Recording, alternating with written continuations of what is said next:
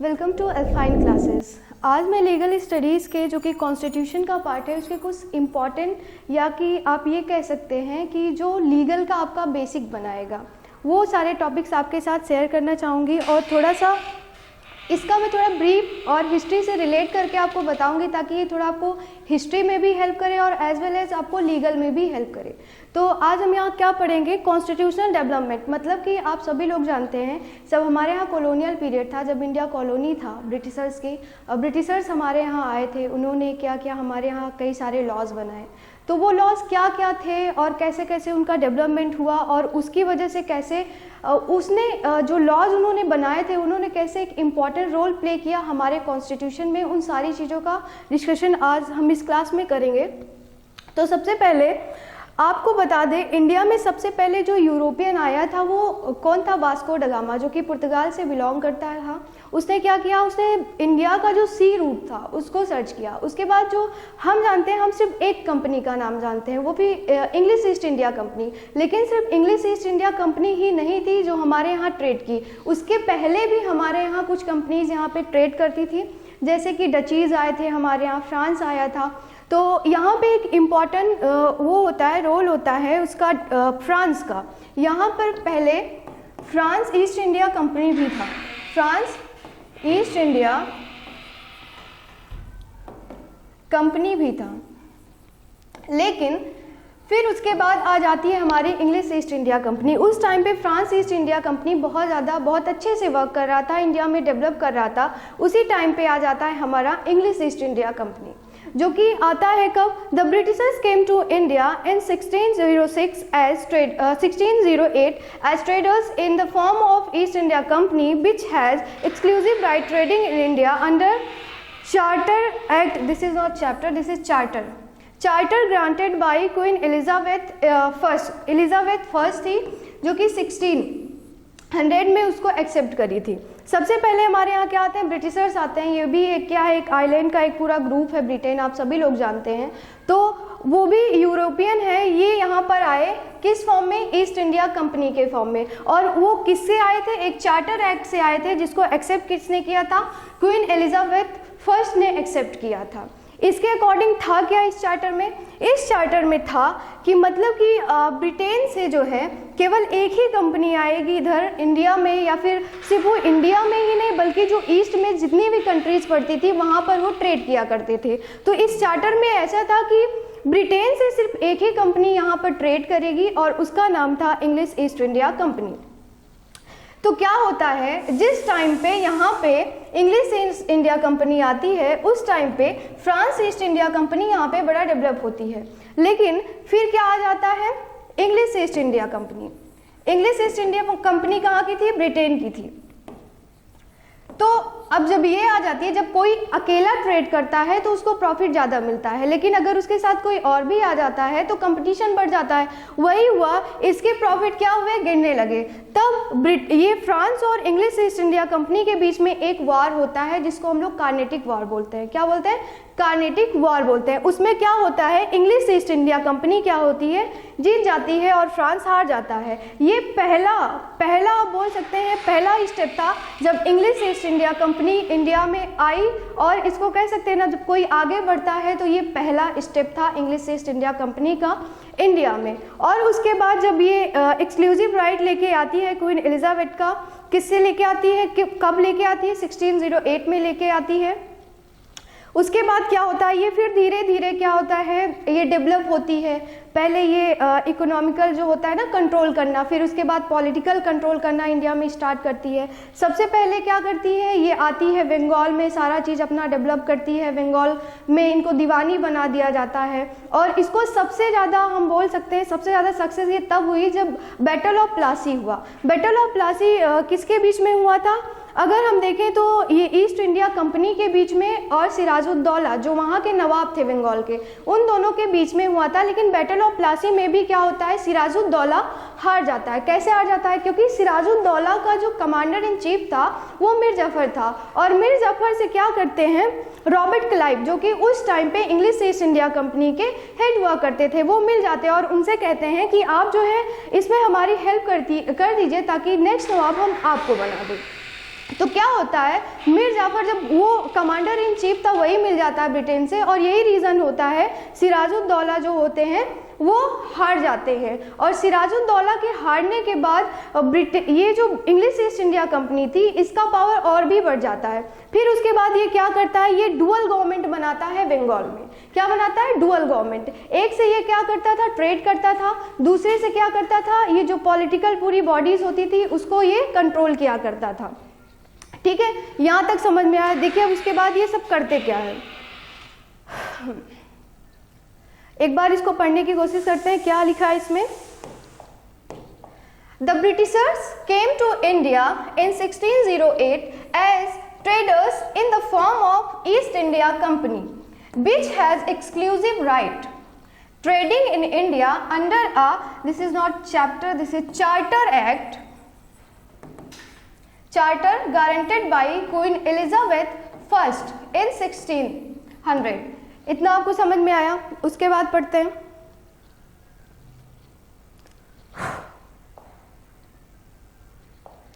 In 1765, the company made purely trading function, obtained the Diwani of Bengal, Bihar and Odisha। 1765 में क्या होता है, जो ईस्ट इंडिया कंपनी थी उसको दीवानी का बना दिया जाता है, दीवानी बना दिया जाता है बंगाल का, बिहार का और उड़ीसा का। दीवानी का बेसिकली काम क्या होता है, रेवेन्यू कलेक्शन का काम होता है दीवानी का, मतलब टैक्सेस कलेक्ट करने कौन करते हैं, दीवानी करते हैं, मतलब उस टाइम पे करते थे।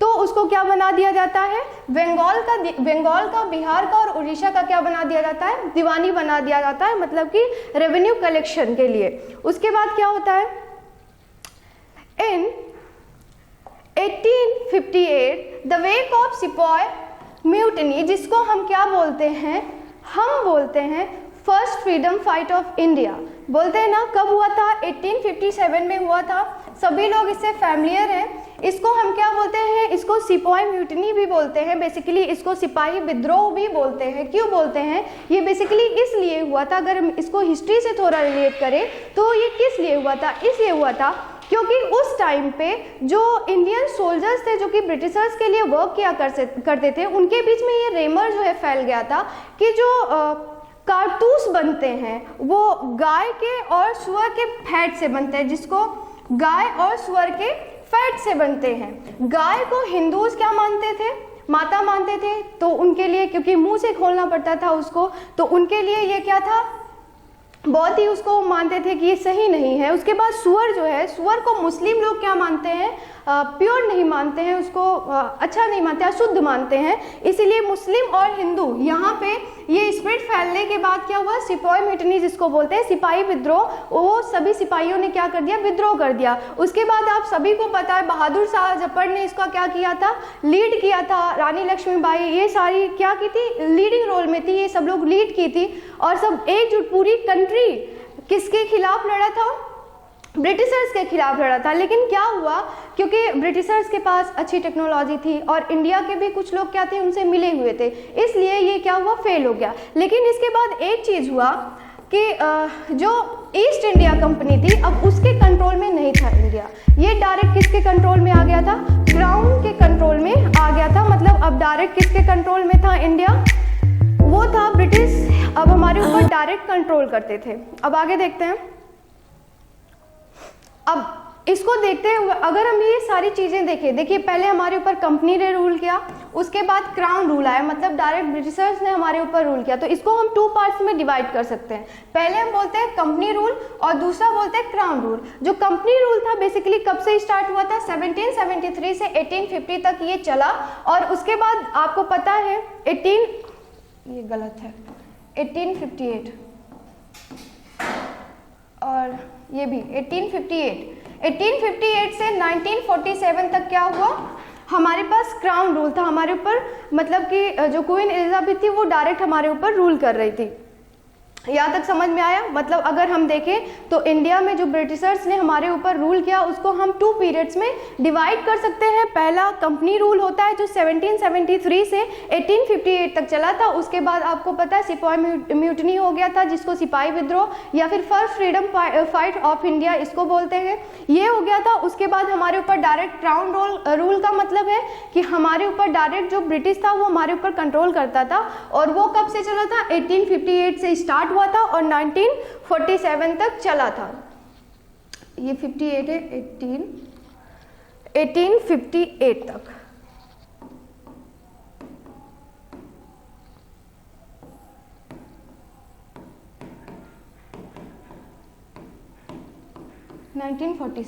तो आज हम बेसिकली बात करेंगे कंपनी रूल का, कि कंपनी ने हमारे ऊपर रूल करते हुए क्या क्या एक्ट्स बनाए, क्या सारी चीज़ें की, वो सारी चीज़ें हम देखेंगे।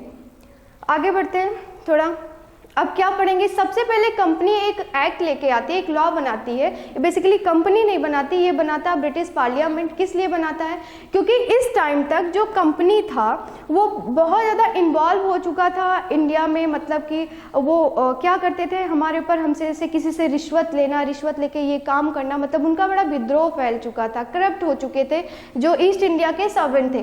तो ब्रिटिश पार्लियामेंट ने एक एक्ट बनाया, उसका नाम था रेगुलेटिंग एक्ट ऑफ 1774। मतलब 1774 में ये एक्ट लाया ब्रिटिश पार्लियामेंट में। इसमें था क्या, इसको जरा देखते हैं।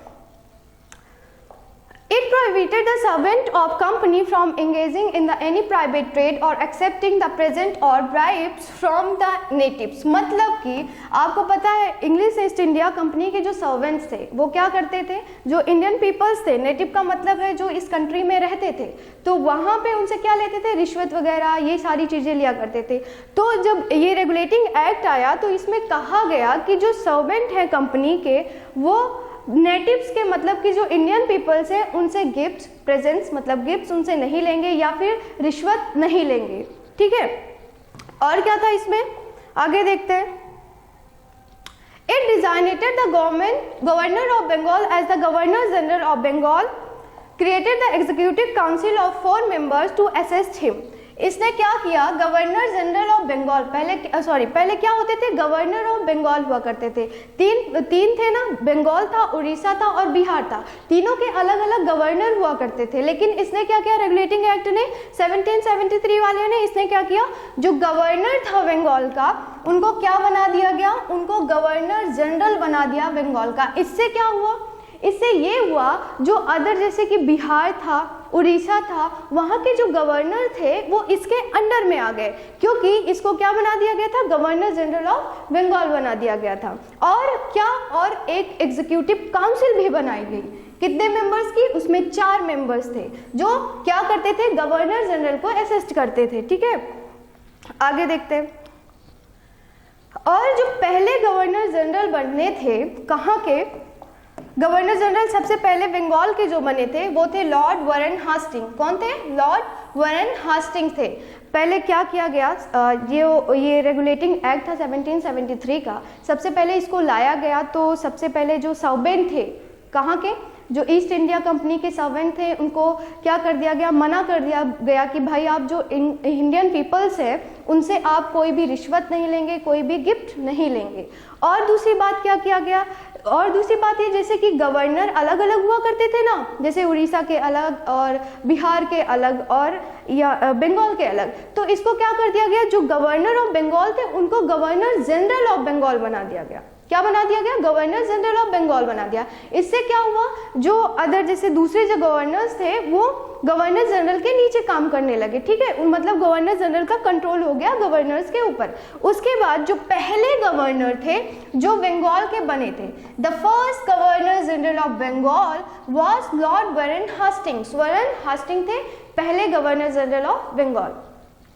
उसके बाद पढ़ते हैं, इसमें क्या करते हैं, सुप्रीम कोर्ट भी बनाते हैं यहाँ पे। कहाँ पे, कलकत्ता में बनाते हैं 1774 में, जिसमें एक चीफ जस्टिस से क्या थे, one chief justice and 3 other जजेस। ठीक है, पढ़ते इसको। It provided the establishment of a supreme court at Calcutta 1774 included 1 chief justice and 3 other जजेस, मतलब कि 1774 में एक सुप्रीम कोर्ट बनाया गया, कहाँ पे, कलकत्ता में, जिसमें एक चीफ जस्टिस थे, अभी भी चीफ जस्टिस होते हैं जैसे इंडिया के चीफ जस्टिस होते हैं और फिर अदर जजेस होते हैं, वैसे उस टाइम पर भी एक चीफ जस्टिस बनाए गए थे और कितने थे, 3 अदर जजेस थे। उसके बाद पढ़ते हैं आगे क्या हुआ था, एक बार इसको दोबारा से रिवाइज करते हैं ताकि दिमाग में बैठ जाए। क्या था, सबसे पहले हमने क्या पढ़ा, कॉन्स्टिट्यूशनल डेवलपमेंट पढ़ा। हम सभी जानते हैं सबसे पहले हमारे यहाँ कौन आया था, यूरोपियन, जिसने सी रूट फाइंड किया था इंडिया का, वास्को ड गामा आया। वो आया कहाँ था, आया था वो कालीकट, जो अभी प्रेजेंट में उसको कोझिकोड बोलते हैं केरल में, और जमोरिन वहाँ के राजा थे जिन्होंने उनका स्वागत किया था। थोड़ा हिस्ट्री से इसको रिलेट करते चलेंगे तो समझ में आएगा। तो सबसे पहले वो यूरोपियन यहाँ पे आए, उन्होंने क्या किया, सी रूट। बेसिकली क्या करते थे यूरोपियंस, हमारे यहाँ स्पाइसेस में वो क्या करते थे, ट्रेड किया करते थे। फिर उसके बाद धीरे धीरे जैसे एक आया कोई, फिर धीरे धीरे दूसरी कंट्री जैसे फ्रांस आए, डचीज आए, पुर्तगालीज, ये सभी लोग हमारे यहाँ आए। फिर उसके बाद सबसे लास्ट में जो आया, लास्ट में नहीं उसके बाद भी आए होंगे, लेकिन जो आया ये कब आया था, 1608 में एक चार्टर एक्ट के तहत आया था, जिसको किसने एक्सेप्ट किया था, उस टाइम की जो ब्रिटेन की रानी थी क्वीन एलिजाबेथ, महारानी जो थी क्वीन एलिजाबेथ, उन्होंने एक्सेप्ट किया था। अब इसमें था क्या, इस चार्टर एक्ट में, इसको रॉयल चार्टर एक्ट बोलते हैं। इसके अकॉर्डिंग यूरोप की नहीं, यूरोप की कंट्री जा सकती हैं, क्योंकि ब्रिटेन की वो महारानी थी, पूरे यूरोप की नहीं थी। तो ब्रिटेन से कोई और भी कंट्री ईस्टर्न साइड में जो है ट्रेड करने के लिए नहीं आएगी। बेसिकली इस चार्टर में यही था, ठीक है।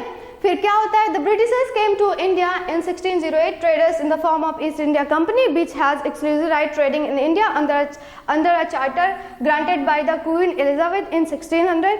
उसके बाद आगे देखते हैं, फिर होता है 1765 में, और यहाँ पे मैंने एक बताया था कार्नेटिक वार होता है फ्रांस के बीच में, फ्रांस ईस्ट इंडिया कंपनी के बीच में और इंग्लिश ईस्ट इंडिया कंपनी के बीच में एक कार्नेटिक वार होता है, जिसमें फ्रांस हार जाती है और इंग्लिश ईस्ट इंडिया कंपनी जीत जाती है, ठीक है। फिर उसके बाद क्या होता है, in 1765 the company made purely trading function obtain the दीवानी।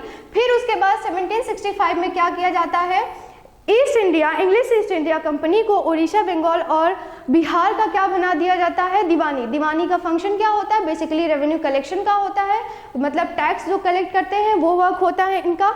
उसके बाद आगे देखते हैं, इन 1858 द वेक ऑफ सिपाही म्यूटिनी, आप सभी को पता है ये किसके बारे में बता रहा है, 1857 का जो रिवोल्यूशन हुआ था इंडिया में उसके बारे में बता रहा है। जब सिपाही म्यूटिनी उसको बोलते हैं, सिपाही विद्रोह बोलते हैं उसको, क्यों बोलते हैं, क्योंकि रेमर स्प्रेड हुआ था कि सुअर और गाय के मांस से बनता है, क्या बनता है वो जो होता था, अभी बताए थे भूल गए, थोड़ा लाइक हो रहा है, ठीक है। तो ये सारी रेमर्स फैलने की वजह से ये सिपाही म्यूटिनी हुआ था, जिसमें सभी जो लीड रोल में थे वो बहादुर शाह जफर थे। बहादुर शाह जफर को आप जानते हैं, लास्ट मुगल एम्परर थे, उन्होंने क्या किया था, लीड किया था, और झांसी की रानी ये कहाँ से, झांसी से की थी बेसिकली, ठीक है। ये सभी लोग फाइट किए, लेकिन फिर भी ये क्या हुआ था, काफ़ी हद तक सक्सेस था, लेकिन फेल भी हो गया था। क्यों, क्योंकि आप सभी जानते थे ब्रिटिशर्स के पास क्या था, बहुत अच्छा सब कुछ, उनके पास टेक्नोलॉजी थी, अच्छे वेपन्स थे, इसलिए उन्होंने वो जीत गए। लेकिन इंडिया के कुछ लोग भी उनसे मिले हुए थे, दैट्स वाई हम लोग का ये जो इसको बोलते हैं first freedom fight of India, ये पूरी तरह से सक्सेस नहीं हुआ। और इसके बेसिस पे हम जो हमारे ऊपर ब्रिटिशर्स ने रूल किया उसको 2 पार्ट्स में डिवाइड करते हैं, एक कंपनी रूल में, दूसरा क्राउन रूल में। क्योंकि हमको पता है सबसे पहले हमारे यहाँ कंपनी आई थी और उसी ने हमारे ऊपर रूल किया था, कब से, 1773 से 1858 तक, ठीक है। उसके बाद हमारा आता है क्या, क्राउन रूल आता है, कब आता है, 1858 से 1947 तक, ठीक। उसके बाद हमने बताया रेगुलेटिंग एक्ट के बारे में। रेगुलेटिंग एक्ट में पहला था कि उसने क्या कहा था कि कोई भी जो कंपनी का सर्वेंट है वो किसी भी नेटिव से प्रेजेंट या फिर क्या कहते हैं उसको, रिश्वत नहीं लेगा, ठीक है। उसके बाद क्या था, इसका सेकंड प्रोविजन था कि जो गवर्नर ऑफ बंगाल था उसको गवर्नर जनरल ऑफ बंगाल बना दिया गया था, और क्या बनाया गया था, एक एग्जीक्यूटिव काउंसिल बनाई गई थी 4 मेंबर्स की, जो उनको असिस्ट करते थे। उसके बाद द फर्स्ट गवर्नर जनरल, और जो पहले गवर्नर जनरल बने थे वो कौन थे, लॉर्ड वारेन हास्टिंग्स थे। कौन थे, लॉर्ड वारेन हास्टिंग्स। उसके बाद आगे इट प्रोवाइडेड द एस्टेब्लिशमेंट, और इसमें क्या हुआ था, एक सुप्रीम कोर्ट की भी स्थापना की गई थी, कहाँ पे, कलकत्ता में 1774 में, जिसमें क्या थे, एक चीफ जस्टिस से, क्या थे, एक चीफ जस्टिस से और 3 अदर जजेस थे उसमें, ठीक है। अब आगे देखते हैं, जो दूसरा एक्ट आता है, जो कमियां रह गई थी रेगुलेटिंग एक्ट में उसको सुधारने के लिए अमेंडिंग एक्ट आता है। जैसे अमेंडमेंट किस लिए किया जाता है कॉन्स्टिट्यूशन का, ताकि उसमें जो थोड़ी बहुत खराब चीज़ें हैं, कोई चीज़ें जो पहले नहीं थी, कोई कोई ऐसे लॉ होते हैं ना जिसकी नीड पहले थी लेकिन अभी नहीं है, तो वैसे रेगुलेटिंग एक्ट की जो कमियां थी उसको कंप्लीट कौन किया था, अमेंडिंग एक्ट ने कंप्लीट किया था। ये कब आया था, 1781 में आया था। और इस एक्ट को हम एक्ट ऑफ सेटलमेंट भी बोलते हैं। क्या बोलते हैं, एक्ट ऑफ सेटलमेंट भी बोलते हैं, ठीक। इसमें बेसिकली क्या था, जो उसमें रेगुलेटिंग एक्ट में जो चीज़ें सही नहीं थी वो इसमें सही की गई थी, ठीक है। आगे चलते हैं, जो सेकंड आता है, जो थर्ड है वो हमारा है पिट्स इंडिया एक्ट। क्या है, पिट्स इंडिया एक्ट 1784, ठीक है। इसमें क्या करता है, कंपनी क्या करता है, जो हमारे यहाँ 2 बॉडीज बना देता है, एक कॉमर्शियल बॉडी बना देता है और एक पॉलिटिकल बॉडी बना देता है। मतलब कि जैसे कि जो ईस्ट इंडिया कंपनी थी वो कॉमर्शियल भी वर्क कर रही थी और पॉलिटिकल भी वर्क कर रही थी, क्योंकि उसे डुअल गवर्नमेंट बना दिया था, नवाब वगैरह ये सारी चीज़ें किया था ना, तो सारी चीज़ें हिस्ट्री की चीज़ें हैं, ठीक है। उसमें से मैंने थोड़ी चीज़ें बताई, जैसे उसने डुअल गवर्नमेंट बना दिया था, ठीक है। इससे क्या हो रहा था, ईस्ट इंडिया कंपनी का इंटरफेयर तो हो रहा था, तो उसीलिए इसमें क्या किया गया था, इसने डिफरेंट कर दिया था, किसको, कॉमर्शियल बॉडी अलग बना दिया था और पॉलिटिकल बॉडी अलग बना दिया था। वो कौन कौन सी थी, आगे देखते हैं। एक पहला था कोर्ट ऑफ डायरेक्टर्स, उसने 2 बॉडीज बनाई। पहला क्या था, कोर्ट ऑफ डायरेक्टर्स था। कोर्ट ऑफ डायरेक्टर्स में क्या था, कोर्ट ऑफ डायरेक्टर्स करते थे जो कॉमर्शियल चीज़ें, मतलब कॉमर्शियल अफेयर जो मैनेज करते थे वो कोर्ट ऑफ डायरेक्टर्स करते थे। और बोर्ड ऑफ कंट्रोल क्या करते थे, बोर्ड ऑफ कंट्रोल क्या करते थे, मैनेज द पॉलिटिकल अफेयर्स, मतलब जो पॉलिटिकल चीज़ें होती थी उनको कौन कंट्रोल करता था, उनको कंट्रोल करते थे बोर्ड ऑफ कंट्रोल्स, ठीक है। आगे देखते हैं, और यहाँ पे एक नोट है, In 1786, Lord Cornwallis was appointed the Governor General of Bengal.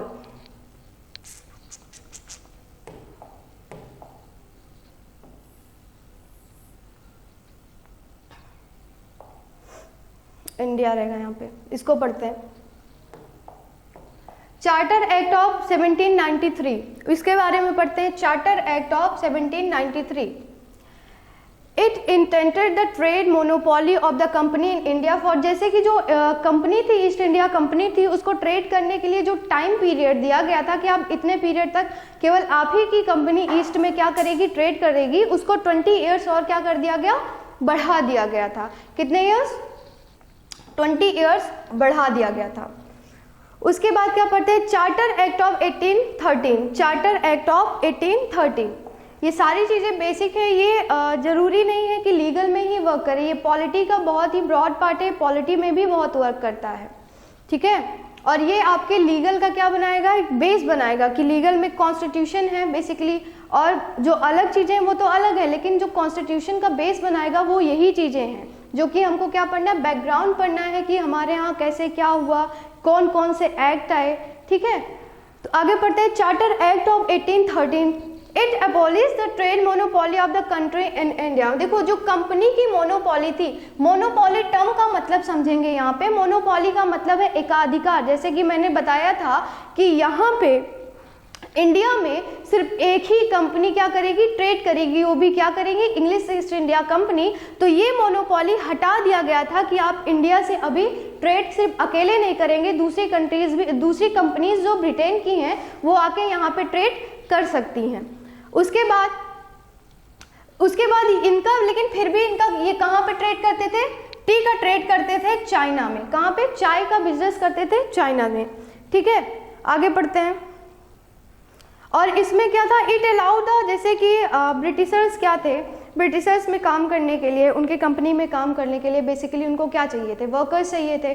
ऐसे वर्कर्स चाहिए थे जो उनकी लैंग्वेज को समझे, उनकी भाषा को समझे, जो एजुकेटेड हो। इसलिए वहाँ से लेके आना, ब्रिटेन से लेके आना, ये सारी चीज़ें उनको थोड़ा क्या पड़ रही थी, महंगी पड़ रही थी। तो उन्होंने क्या सोचा, उन्होंने सोचा क्यों ना इंडिया के जो पीपल्स हैं, नेटिव्स हैं इंडिया के, उनको ही हम थोड़ा सा एजुकेटेड करें और उनको अपने काम में लेके आए। तो इसीलिए इसमें क्या किए थे उन्होंने, इंडिया के एजुकेशन के लिए 1 लाख रुपीज़ पर ईयर खर्चा करने का इन्होंने डिसीजन लिया था। ठीक है, आगे देखते हैं। Charter act of 1833, Charter Act of 1833, it made the Governor General of Bengal as the Governor General of India। ये एक्ट इंपॉर्टेंट है, क्यों? क्योंकि इसमें जो गवर्नर जनरल ऑफ बंगाल होते थे उनको क्या बना दिया गया था, इंडिया का गवर्नर जनरल बना दिया गया था। ठीक है, और पहले कौन थे जो इंडिया के गवर्नर जनरल बने? Lord William Bentinck. कौन थे? Lord William Bentinck was the first governor general of India.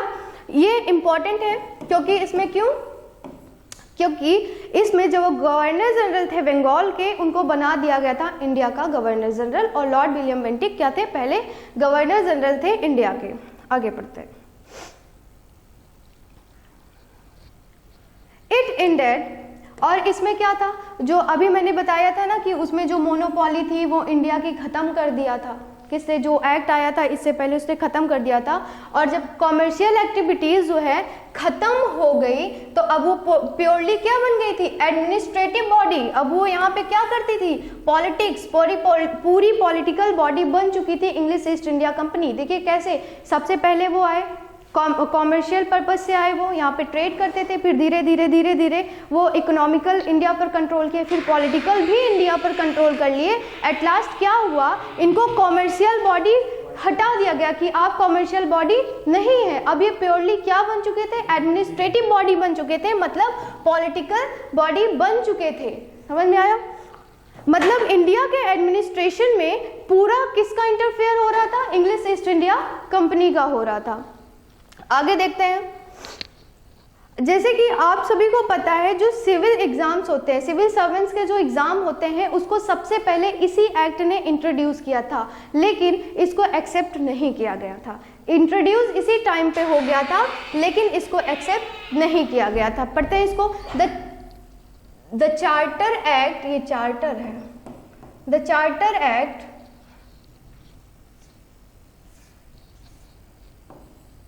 The Charter Act of 1833 attempted to introduce a system of open competition for selection of civil servant and stated that the Indians, ये सबसे पहले था कि जो है कि civil servants के लिए एक ओपन कंपटीशन का एग्ज़ाम होना चाहिए, सबसे पहले इसने इंट्रोड्यूस किया था, लेकिन इसको एक्सेप्ट नहीं किया गया था, इसको नेग्लेक्ट कर दिया गया था।